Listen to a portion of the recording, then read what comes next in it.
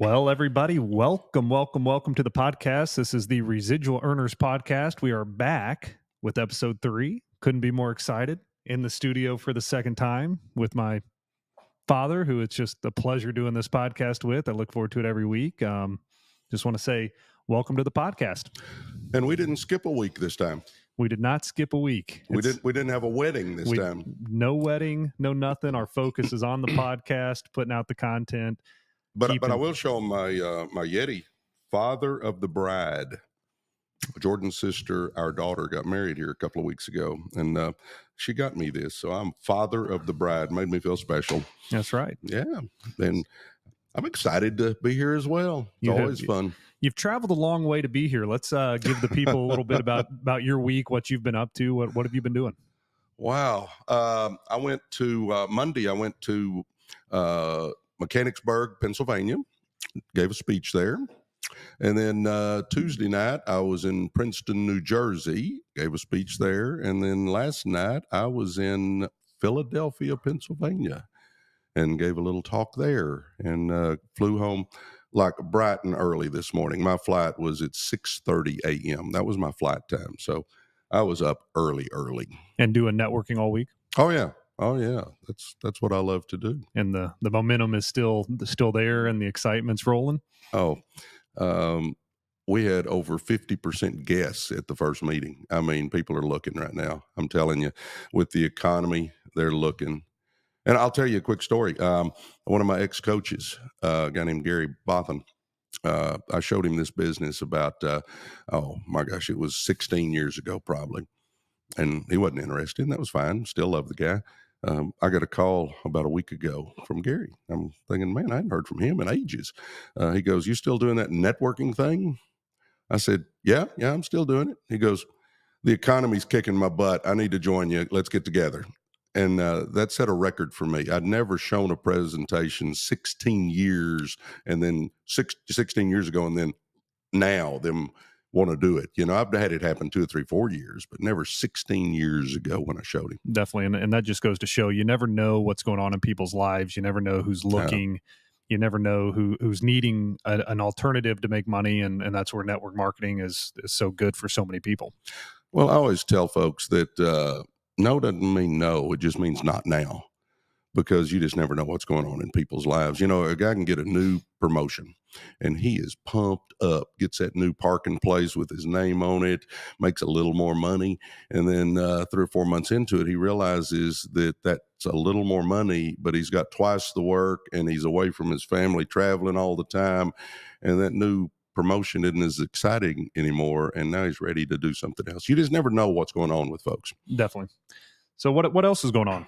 It's been a week since we've come live to everybody. I know you've done some traveling. You're a little under the weather, but hanging in there. What else you got going? You know, you got to be tough sometimes, Jordan. I mean, I don't know. I've got sinus or something, but I'm hanging in there.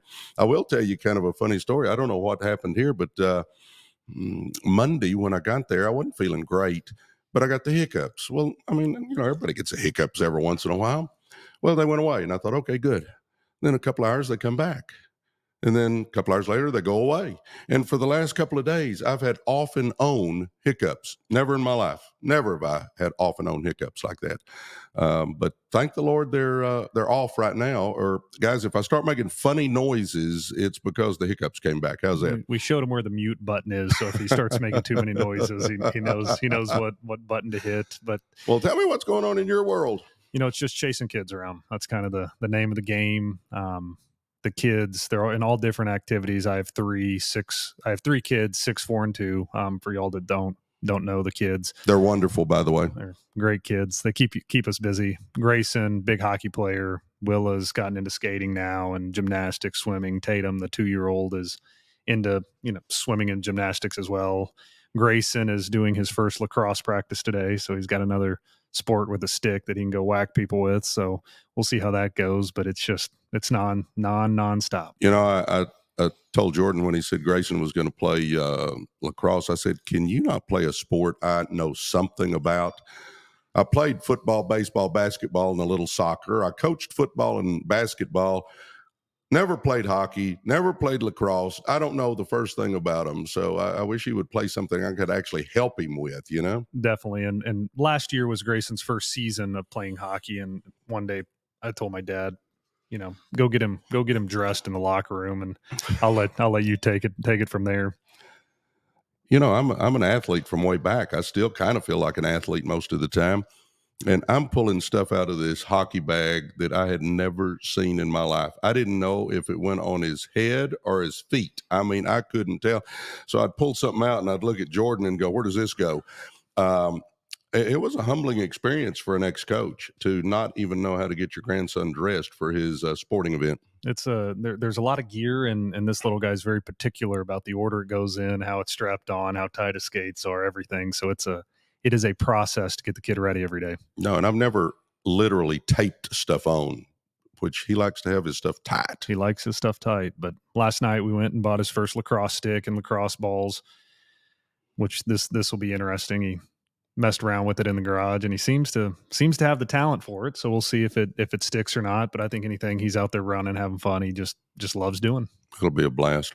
You know, I people probably like hearing a little bit about this stuff, but they probably wanted to hear something about how to make residual income. That's it. Let's get to the meat of the podcast. You know, Jordan and I decided that we would talk today about, who should you really talk to about joining your business? I think that is a question that comes up quite often. And I'm going to start off by saying anybody that can fog a mirror. Anybody that can fog a mirror. We're going to give everybody a chance. But I will say this, my business started off slow because I was going to all the people that I thought needed the business. Broke Uncle Harry, that hadn't had a job in 7 years, people like that. And my business was just puttering along. And when I finally came to the realization that I needed to be talking to people that had had some success in their life, and it doesn't have to be financial success, but just people that are motivated, people that are leaders, people that, can do some of that stuff. When I started going after those folks, my business took off. And my doctor's in this business, my dentist is in, my CPA, my attorney, my banker, a lot of the professionals in my life are in this business. When I started talking to people like that, what I figured out is they have a sphere of influence. And if they're doing it, a lot of other people want to do it. And that's Definitely. when your business starts growing.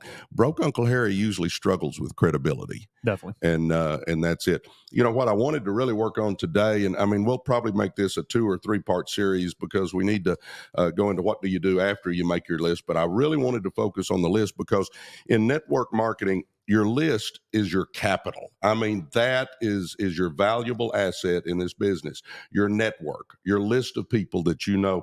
And I'll start off by saying this, and then I'm going to talk about who to put on there, but never prejudge. Never prejudge, because we all tend to want to look at a list of names and go, yeah, I think she'll do it. Nah, I don't think he will. Yeah, I think he might. No, she won't. What I figured out, guys, is the ones that you think will, won't, and the ones that you think won't, will. So you just get where you talk to everybody. Definitely. Let them make that decision. And if they say no, so be it. No big deal. But give them a choice. Definitely. And I think that kind of what I said earlier, you don't know what's going on in people's lives. You don't know who's looking, who's needing the extra income, who's maybe has a kid and a new activity that needs a little extra income each month to make it happen, and sees the opportunity and says, hey, this one's for me. Well, we're going to talk about making a huge list. Why don't you take A right there, that first one, Jordan? Every person in your phone, go through, look at all of your contacts. I know one thing that we talked about, I think in episode 1, was going back through all of your old text messages, going back, seeing every single name. Who have I not talked to? Who has it been a few years? Because as you heard earlier, maybe somebody's looking from years in the past. Who can I talk to out of this list? This list is in everybody's phone. It's right there in front of you. It's a great starting point to get a list of people and get the ball rolling. I'm going to say this. There's a fortune in here. I would dare to guess that everybody watching this podcast has at least 100 contacts in your phone. I'm guessing some of you have 1,000 or more contacts in your phone. This is a fortune because you've got their name and their number in your phone. But what I'm going to tell you to do is don't leave that stuff in your phone. Put everybody down on your list, because you never know who's going to do it and who's not. I'm going to say it one more time. The people you think will, won't, and the people that you think won't, will. You talk to everybody. Come on, it's a short conversation. If they want to see a presentation, it takes them 15, 20 minutes, and then they've made the decision. And a lot of times, they can refer you to somebody even if they don't want to get involved. But I'm telling you, guys, there's a fortune right there. Don't leave that fortune laying there. Put it on a piece of paper. I get people that say, well, I got the list in my head, or I got the list in my phone, or I got, I'm going to tell you right now, you need it on a piece of paper, because here's why. Number one, there's something about the act of writing things down. I just think that does something to trigger things in the brain. But number two, you're going to call up Jordo, and Jordo's going to go, hey, I don't mind looking, but I'm tied up for the next 2 weeks. I'm in Bermuda, and I need to look at it the third week of February. Well, you got to write that stuff down. So I always tell people, put a list, and then out beside Jordan's name, you could write call back February 21st. Definitely. And then that way you got something that you can look at, you've talked to them, make notes on it. And I think that is a big key. Number two, and this is a big one too, is every person in your emails. Go through, guys. I'm going to say it one more time. Your contact list is your capital in network marketing, because it's a numbers game. So you want as many names on there as you can. So go through all your emails, all the people that you talk to via email, put them on that list too, because it is so much easier talking to somebody that at least knows who you are. That's your warm market. Now, we can make a cold person a warm market too, and we'll talk a little bit about that. But we want to touch base with everybody that we possibly can. I like the email, and we're getting further into the list, but it's that next tier of people that maybe we're not talking to every day. Correct. But we do have an email. I know, just through business alone, I have so many other connections that are in my email that are not in my phone, and that's a great list to start going through and finding new contacts. Amen. Amen. Take the next one, brother. Every person on social media. This is huge. We're doing the podcast for social media purposes. We're trying to grow that following. There's so many people there that we're trying to reach. And that's a big point of our podcast, our Residual Earner Instagram, our Residual Earner TikTok, is trying to find people through social media, which is just, that's the way the world is going right now. And it's time to jump on board and really start using social media to grow this business. Yeah, that's why Jordan, he's kind of the expert in that. I'm old school, but I'm learning. I mean, you can teach an old dog new tricks every once in a while. We've made friends on social media. We may not have ever met them in person, but we've made some friends there, on Facebook or whatever it happens to be. So write all those names down. And then as you start doing other things, just write names down. And that is a big key to building that list, because social media is huge nowadays. The other one is every other list is what I call it. That means, who did you invite to the kid's wedding? Who did you invite to the birthday party? Who did you invite to the bar mitzvah? Who did you invite to who did you send Christmas cards to this year? I mean, any list that you have, get that list and write it down. If you're a young person, get your parents' list and write it down, because they know who you are. Yeah. Your parents' friends know you. But every name you can think of, you're starting to realize that I'm trying to get you to put down every single person you've ever known in your entire life. Because let me say this, you never know which one is going to be the one. You just really don't. No. And I'm not going to do it now. I won't give examples now, but later on I'll give some examples of one person can change your life. So you put everybody down. Definitely. So the next point on this list would be, who do you meet each day? Which one thing you're so good at is, we take an Uber. We're in Mexico, take an Uber, and you know what? Talk to the guy. What do you do to make money? Here's you a card. Call me if you want to make money. I've seen you do it at restaurants. Anywhere we go, you are so good at just talking to somebody, and you're not trying to sell them on anything, but do you look ways to make money? Yeah. Especially, most of us go out to eat every once in a while. And if the waiter or waitress has a good personality, they do a good job, I'll always compliment them and say, hey, you're doing a great job. I really appreciate that. And then I'll say, do you do this full time? Oh, no, you do or you don't, whatever. And then I'll just look at them. I say, do you look at other ways to make money? Our company's expanding in this area. And most time they say, yeah, I'll look at other ways. And here's the key, guys. I'd give them my card, but I'll always go, what's your number? Because I want to get their number as well. Because a lot of times, even if they're interested, they throw the card down, a book gets put on top of it, they forget about it, Yeah. and they don't call you.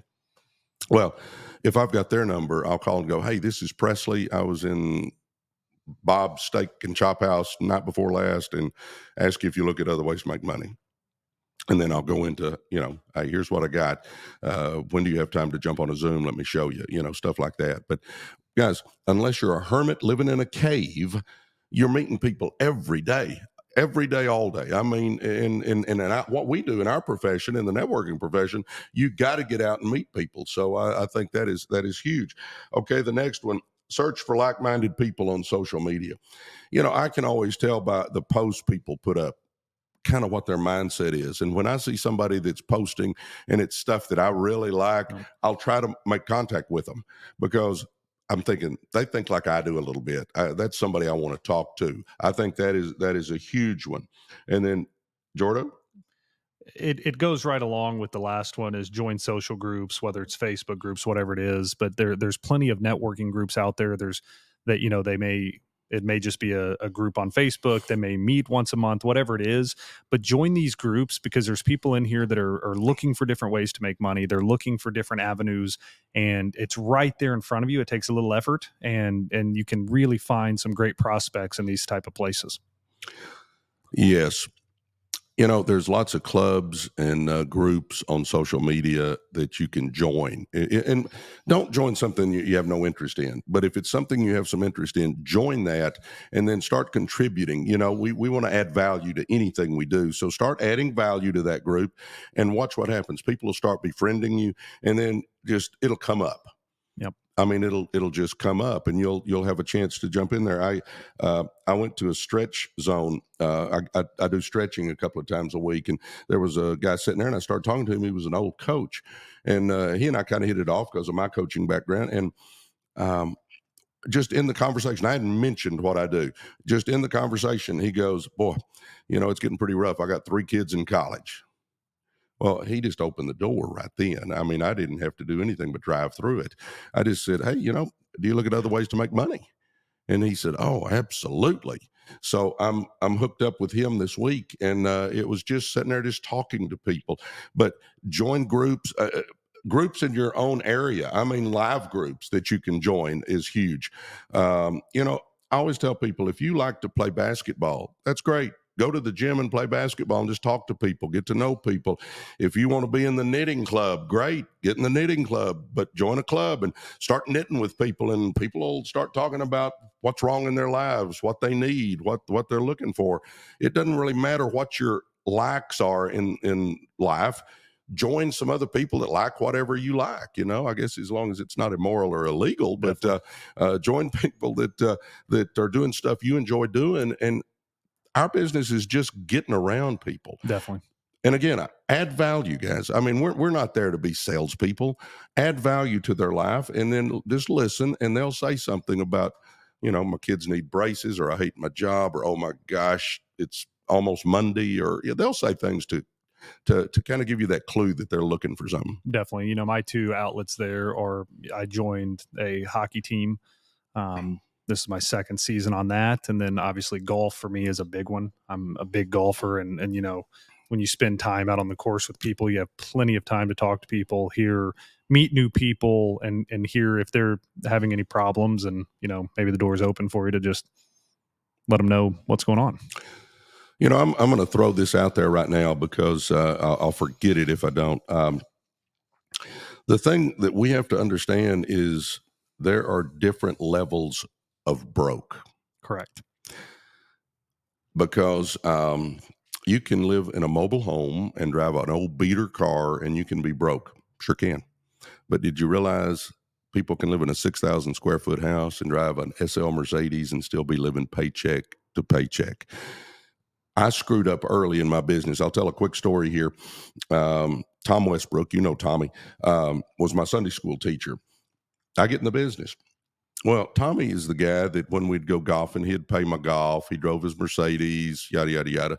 And, I was intimidated a little bit by him in that regard. Great guy. He didn't intend to intimidate me at all. But I get in the business, and I'm thinking, oh, Tommy wouldn't be interested in this. So about 4 or 5 months goes by, and I walk into a meeting here in Dallas.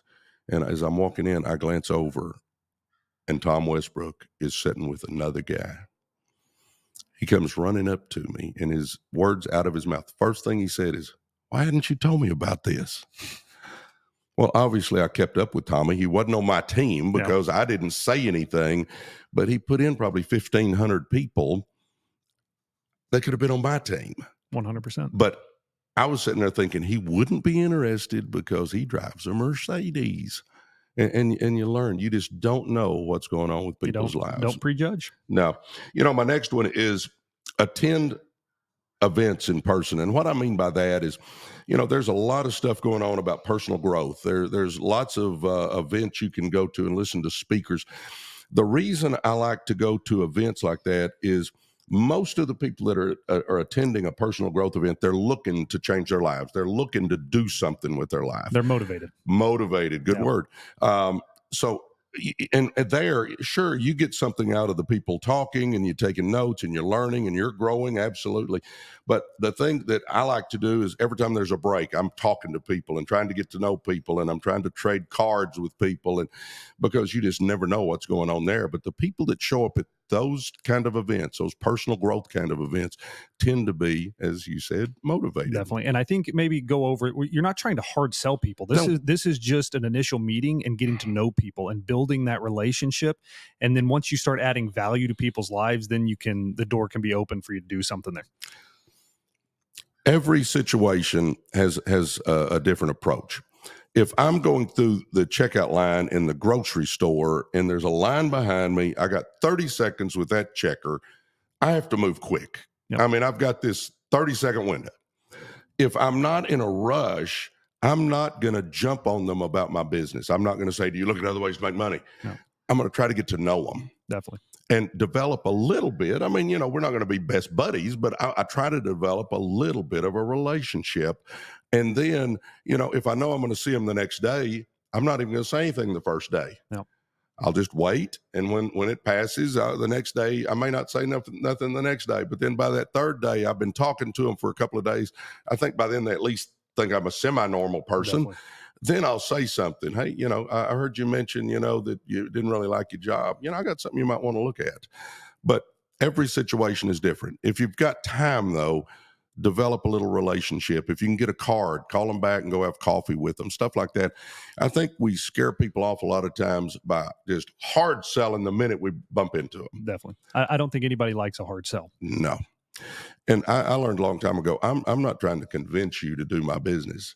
All I'm doing is sorting. I'm just looking for the ones that are looking. Definitely. And if you go into it with that attitude, it takes the pressure off. I'm not trying to convince you. If you don't do it, that's no problem. Still love you. Everything's great. But I'm not going to push you. So next on the list would be searching for influencers on social media and locally. Kind of, an example of this would be what I'm starting to do with the podcast, even though it's new, is looking for others with podcasts that are bigger than us to try to collaborate with, get on their podcast, have them on our podcast, and start growing that local sphere of people that you can talk to and getting in front of more people. And when I see that point, that's kind of where my brain goes. Maybe you can throw another point in there on top of it. Well, I think if we're out and about, we know people that just have lots of contacts. We know people that have lots of influence. We know people that just seem to know everybody. Those folks are the ones you want. And let me tell you this too. You're looking for busy people. A lot of times I'll hear somebody say, "Well, I'm going to get my brother in, man. He doesn't do anything. He's got plenty of time. He sits on the couch all the time." And I'm thinking, no, that probably ain't the right guy. I'm not saying don't talk to him, but don't get your hopes up. If you're lazy, you're not going places. No. If all your buddies want to do is sit on the couch, drink beer or a Coke, and watch football games all the time, that's not really who you're looking for. We all know people that are motivated. We all know people that see the glass half full. We all know people that are trying to get somewhere. They may not be a success yet, but we know they're working to get there. Correct. That's the ones. But, when I say influencers, My gosh, it may be somebody that runs the PTA at school, the parent teacher organization. It may be somebody that runs all the volunteer things at church that knows everybody. It may be, you're just looking for people that know folks, influencers. And obviously on social media, there's people that are influencers. Correct. And if you can touch base with them and, like you said, collaborate with them, whatever, we want to get with people that have all those contacts. Exactly. Well, the next one, take up a new hobby. That kind of goes back to my point a while ago of whatever you like to do, and maybe maybe you're wanting to get into taekwondo. I mean, my gosh, then go join a beginner taekwondo class, or maybe you like to shoot skeet. If you like to shoot skeet, then join a league or something. Guys, the whole key to our profession is you got to be around people. I'll tell you a quick one. Randy Hedge, my buddy and I, and by the way, you need to go watch Randy Hedge on TikTok. He's amazing. But anyway, he and I would go to a mall, and it would be a 2-story mall. I would say, you take the top floor, I'll take the bottom floor. Whoever comes back with the most cards or most phone numbers, the other guy's to buy him lunch. So we'd give ourselves an hour and a half. You'd go store to store to store, trying to talk to the salespeople, people walking, Just anybody. anything you could do. And my line was, I'd walk into a sporting goods store maybe, and I'd be talking to a guy, and we'd be looking at tennis rackets, and I'd look at him and I'd say, "Do you own this store?" Now I knew the guy didn't own the store, but I'd say, "Do you own this store?" He goes, "Oh no, I don't own this store." And I'd go, "I bet you make a lot of money working here, don't you?" No, I don't make hardly anything. My company's expanding in this area, and I'm looking for some sharp people, and you look like a sharp guy. How about me showing you what we got going and see if you got any interest? You may or may not. When do you do lunch? We can meet in the food court. I mean, I would just whatever comes off, your mind at that point in time. But my favorite one, when I would be in stores like that, I go, "Do you own this place?" "No." "I bet you make a lot of money." I really knew he didn't make a lot of money, but you want to brag on, because then they will knock their job down a little bit. Correct. And I think that, like, people need to understand that's a unbelievable nugget right there, because you can go do that every single day at different places prospecting. Oh yeah, yeah. I actually used to, guys, get this. When I was first going, I would call it television day. I'd go to every local store that sold a TV, and I'd be looking at TVs and asking questions, but I'd be there to talk to the sales guy. Yeah. Now, two things happen. One, I'd get a couple of prospects out of the deal, but number two, I'd be an expert on TVs by the end of the day. I mean, I knew everything there was to know about TVs.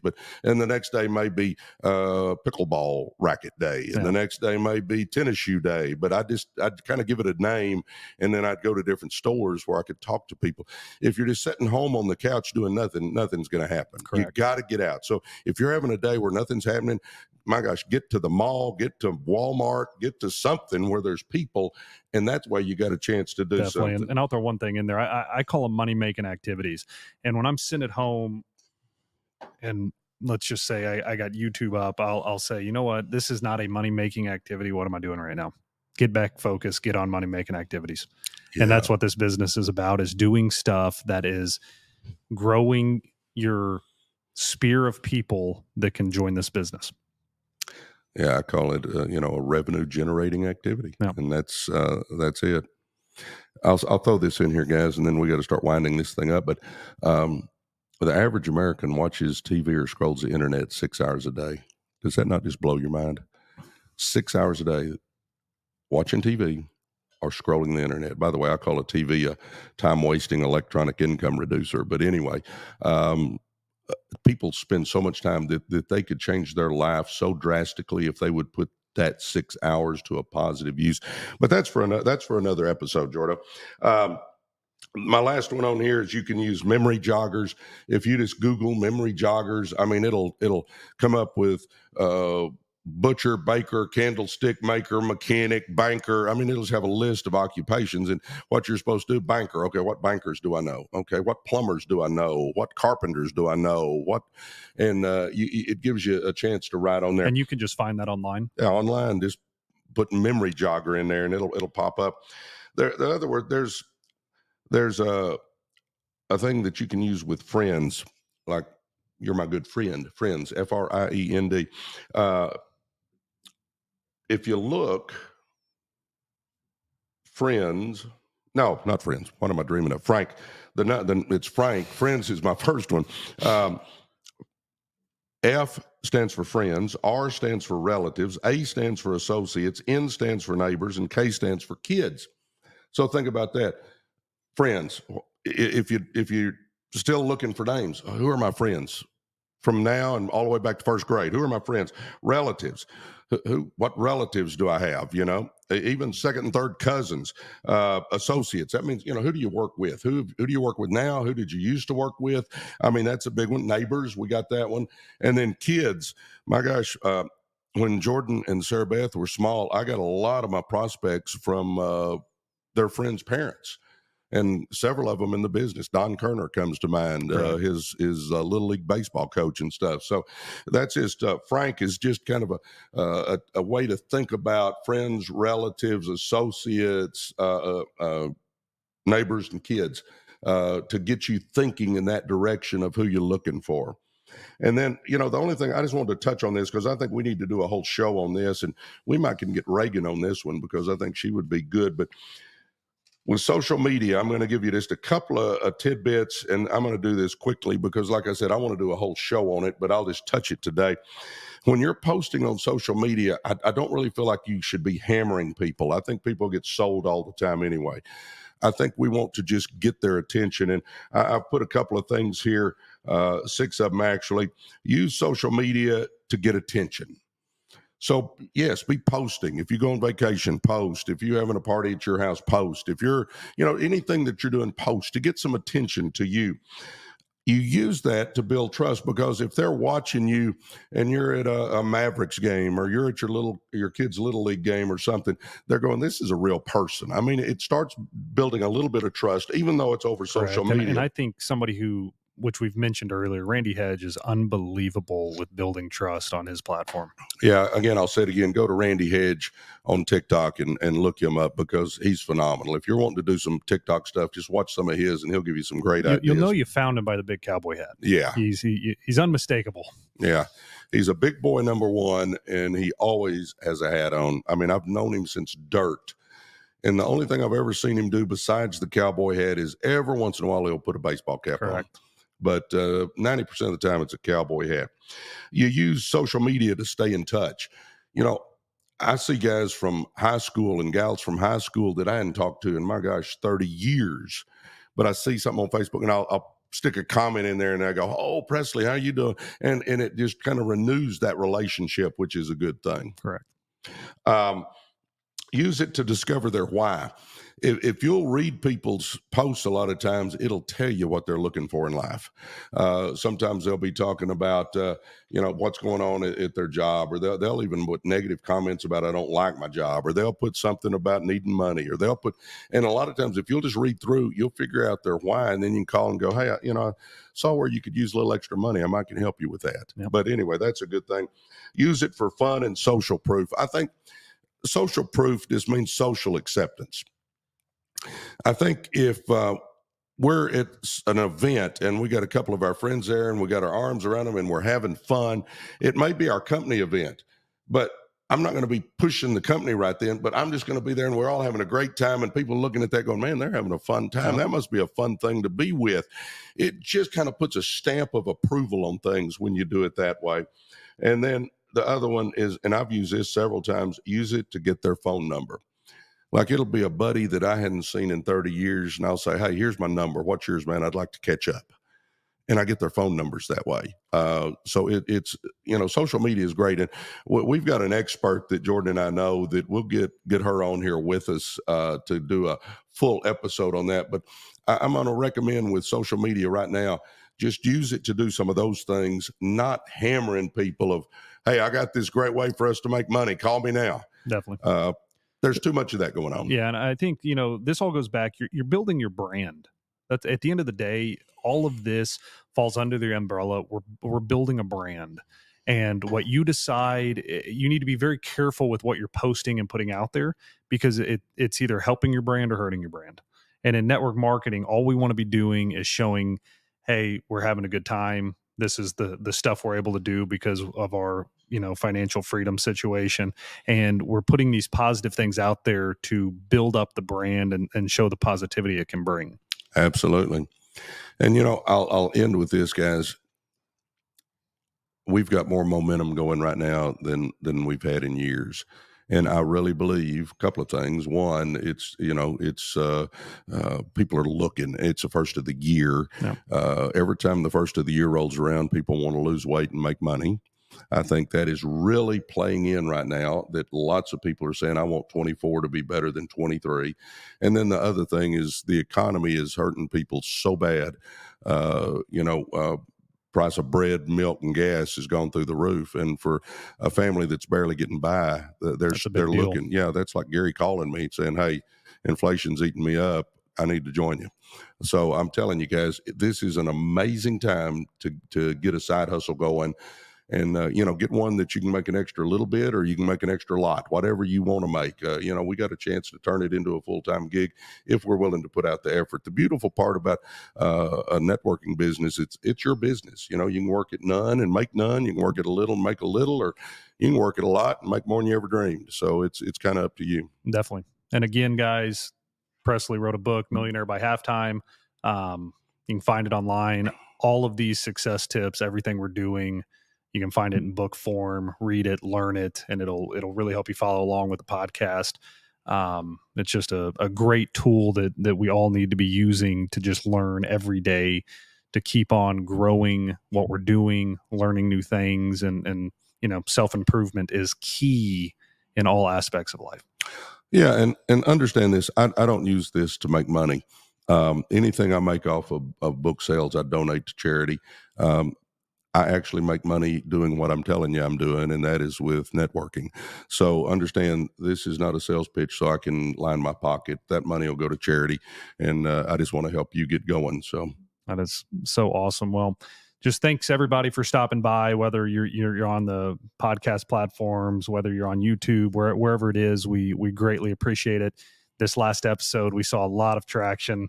It actually, made us smile a little bit, seeing the traction that we did have on just episode 2, seeing how many people watched it, how many hours of our stuff had been watched. It's really, really cool. No, it's a lot of fun. And obviously we're going to get better too.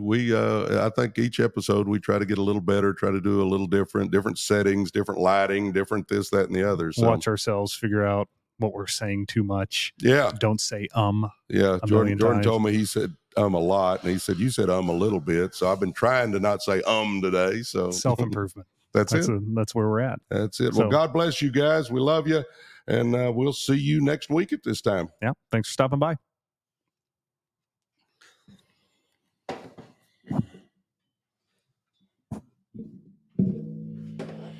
See, the middle section